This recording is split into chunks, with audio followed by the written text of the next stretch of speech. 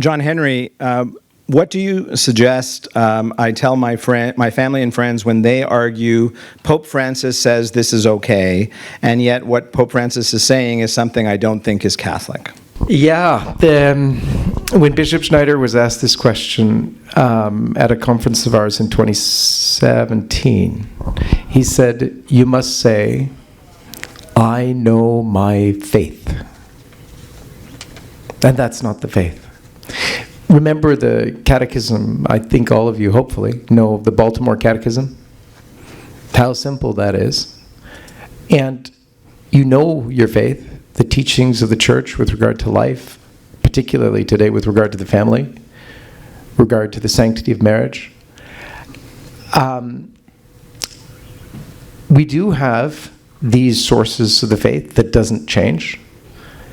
And you have to know them. It's actually, we're more responsible for knowing it now probably than any time in the past. In the past, I believe everything that the church teaches. What the Pope talks about it all the time. So we don't have that luxury today. Today we have to know our faith ourselves.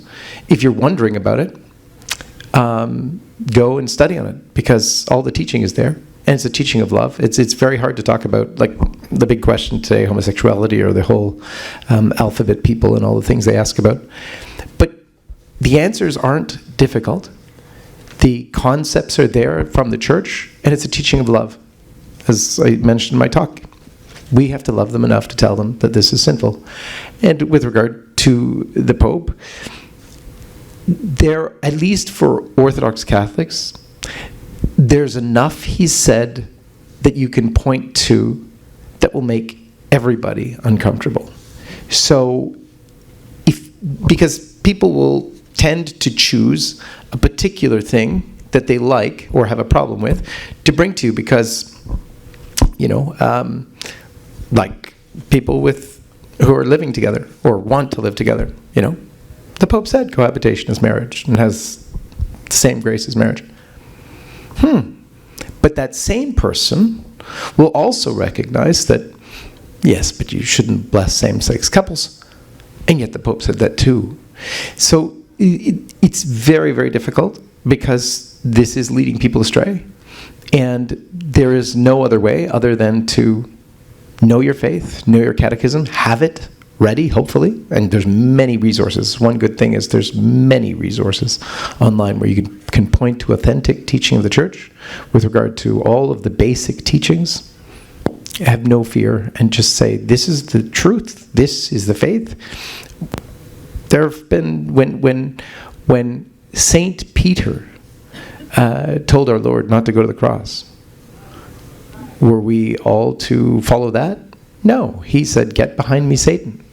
So the Pope sometimes has to be corrected even publicly. St. Paul had to go to Peter and tell him, because Peter was not going to eat with the Gentiles because they weren't circumcised, and he was admonished publicly by St. Paul. By St. Paul, and so that happens sometimes, and it happened in the beginning of the church, likely so that we could point back and say, "Hey, wait a minute.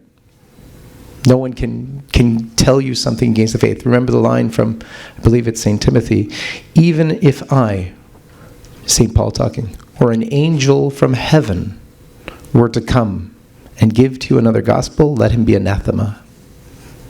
That means let him be damned, by the way. So we know our faith. No prelate of any rank, not even an angel, could come and give us a different gospel. Does anyone else? Just a quick word. Like John Henry said, it's extremely important that we know our faith well. And I think that in instances like that, realistically, you're probably not going to get very far. But it is good to at least do a little bit of evangelizing and to at least plant the proper Catholic seed for that person that, let's say, is either genuinely confused because of what, Francis is saying, or it's just using that to justify their own views or their own desire to see Catholic doctrine changed, whatever it might be. But I think it's important to at least just let them know kind of what John Henry was saying here at the end, that, look, there is a limit to the Pope's authority. The Pope does not make up Catholic doctrine. He doesn't have authority to invent Catholic doctrine or to change Catholic doctrine. And unfortunately, there are many Catholics that are confused about that because they're confused about the authority of the Pope. And it's good to at least just to reaffirm that for them, to say, look, the Pope is not above Jesus Christ, and the Pope is not above the Catholic Church, and he's not above the Catholic faith. He's the servant, and he's supposed to transmit faithfully everything that comes to us from Jesus Christ and the apostles. That's his function. Now, he does have free will, and it is possible for a pope, especially when the pope's, or particularly when the pope's not, teaching solemnly, and all of these things that Francis is saying is not solemn teachings. So because the pope has free will, he can certainly go against the truth. Anybody can. I mean, you can go against the truth of what the Catholic Church teaches, what Christ and the Church teaches. You have free will.